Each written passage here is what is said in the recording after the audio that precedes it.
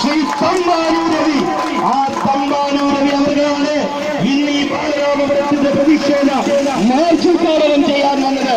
തമ്പാനൂർ രവി അവർ ഈ മാർച്ച് ഉദ്ഘാടനം ചെയ്യാൻ എത്തി എന്ന് പറഞ്ഞാൽ ഈ മാർച്ചിന്റെ വലിപ്പം എന്താണ് എന്ന് നിങ്ങൾ മനസ്സിലാക്കണം. ഇവിടുത്തെ പോലീസ് ഉദ്യോഗസ്ഥർ മനസ്സിലാക്കണം. ഞാൻ കൂടുതലായി ദീർഘിപ്പിക്കുന്നില്ല.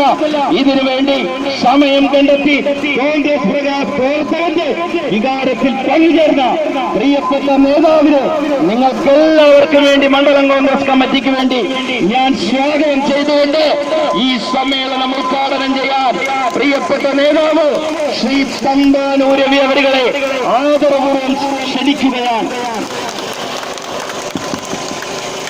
പ്രിയപ്പെട്ട മണ്ഡലം കോൺഗ്രസ് കമ്മിറ്റി പ്രസിഡന്റ് ഷഫീർ, ബഹുമാന്യായ KPCC വിഭാഗ സമിതി ശ്രീ ലത്തീഫ്, UDF നിയോജക മണ്ഡലം ചെയർമാൻ ശ്രീ സുധാകരൻ നായർ, ജില്ലാ കോൺഗ്രസിന്റെ ഭാരവാഹി ശ്രീ ഗോപകുമാർ, ശ്രീ ജയചന്ദ്രൻ, ശ്രീ ഷീൻ,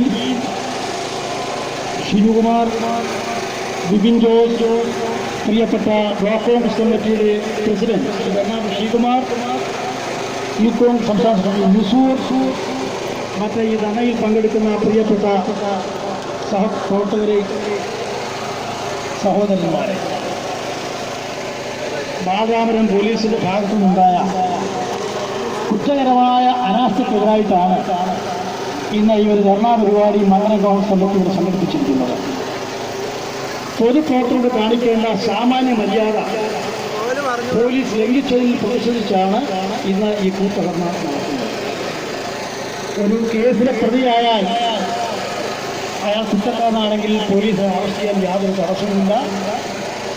പ്രത്യേകിച്ച് കോൺഗ്രസ് അതിനൊരിക്കലും എതിരുമല്ല.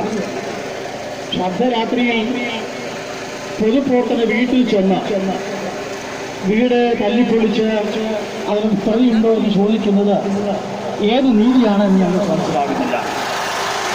കേരളത്തിൽ ഇപ്പോൾ നടക്കുന്ന ക്രമസമാധാന പ്രശ്നങ്ങൾ ഞാൻ പറയാൻ ഉദ്ദേശിച്ചില്ല. 8 മാസം പിന്നിട്ട കേരളത്തിലെ പിണറായി ഗവൺമെന്റ് കേരളത്തെ ക്രമസമാധാന നിലയിൽ എത്തിച്ചിരിക്കുന്നു എന്ന കാര്യം എല്ലാവർക്കും അറിയാം.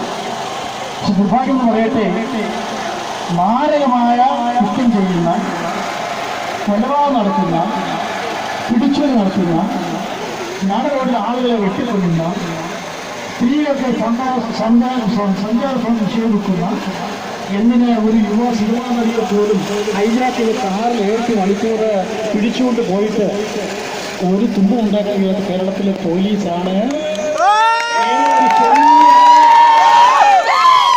സംഭവത്തിന്റെ പേരിൽ ഒരു പൊതുപ്രവർത്തകനായ ഞങ്ങളുടെ DCCയുടെ ജനറൽ സെക്രട്ടറി വിൻസെന്റ് ഡിപ്പോയുടെ വീട്ടിൽ ഒരു രാത്രി ആക്രമിച്ച് കിടന്ന് സമൂഹം അംഗീകരിക്കാത്ത കാര്യം ചെയ്തിരിക്കുന്നത്. ഞാൻ പറഞ്ഞില്ല, കോൺഗ്രസ് ക്രമസമാധാനം ആഗ്രഹിക്കുന്ന ഒരു പാർട്ടിയാണ്. കോൺഗ്രസ് പ്രവർത്തകന്മാർക്ക് ഞങ്ങളുടെ ഉദ്ദേശം തന്നെയാണ്. ഭരിക്കുമ്പോൾ ഒരു നയം, പ്രതിപക്ഷം മറ്റൊരു നയം, അത് പാർട്ടി ലക്ഷ്യമാണ്. ഇവിടെ ഒരു സംഭവം ഉണ്ടായി ഞാൻ മനസ്സിലാക്കുന്നു.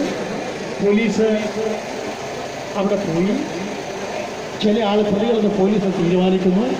ആ പ്രതികളെ ഒളിച്ച് വിൻസെന്റ് ഇപ്പോൾ ഇരുത്തിയിട്ടുണ്ടോ എന്നാണ് കേരള പോലീസ്, ഇവിടുത്തെ പോലീസിന്റെ സംശയം. ഞാൻ ചോദിക്കും, ഇതാണോ പൊതുപ്രവർത്തകർ കാണിക്കുന്ന പെരുമാറ്റം? ഇതാണോ സമീപനം? തെറ്റിയ പ്രതി അറസ്റ്റ് ചെയ്യണം, സംശയമില്ല. ഇനി അഥവാ പോലീസിന് പ്രതി ഉണ്ടെങ്കിൽ പോലും വിൻസെന്റ് ഇപ്പോളിനെ ടെലിഫോണിൽ വിളിച്ചിട്ട് ഇത് പരാതി കിട്ടിയിട്ടുണ്ട്, അവിടെ പ്രതി ഒളിച്ചിരിപ്പുണ്ടോ എന്ന് ചോദിക്കേണ്ട സാമാന്യമല്ല പോലീസ് കാണിക്കണ്ടേ? അതല്ലാതെ കുറെ പോലീസ് ചെല്ലി ശരിയാണോ? ഞാൻ ഒരു കാര്യം പറയാൻ ആഗ്രഹിക്കുന്നു. കേരളത്തിൽ ഉമ്മൻചാണ്ടി ഗവൺമെന്റ് സ്ഥാനം ഒഴിഞ്ഞപ്പോൾ കേന്ദ്ര ക്രൈം റെക്കോർഡ്സ് ബ്യൂറോയുടെ കണക്കുണ്ട്. ക്രമസമാധാന പാലന രംഗത്ത് 1ാം സ്ഥാനത്തുള്ള സംസ്ഥാനമാണ് കേരളം.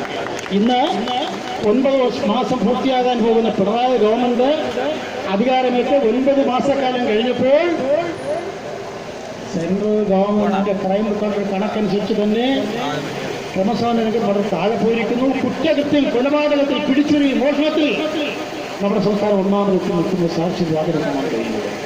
ഞാൻ കേരളത്തിലെ പോലീസ് കഴിവുള്ളവരാണെന്ന് അഭിപ്രായം എനിക്കില്ല. ഇന്ത്യയിലെ പോലീസുകാരിൽ നല്ല കഴിവുള്ള മിടുക്കരായ ഒരു പോലീസുകാരുടെ കേരളത്തിലെ പോലീസുകാർ.